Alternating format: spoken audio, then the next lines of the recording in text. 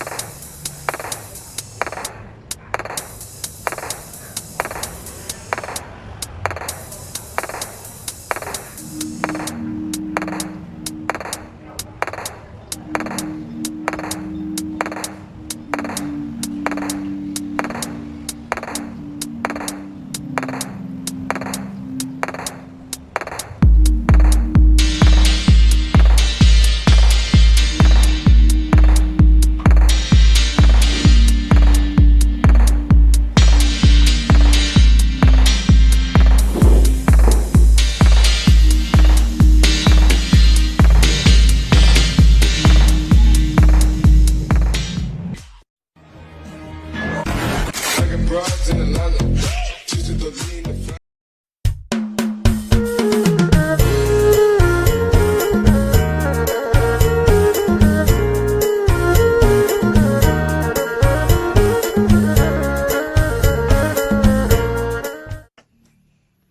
起洗那无须打，一起洗那无须打。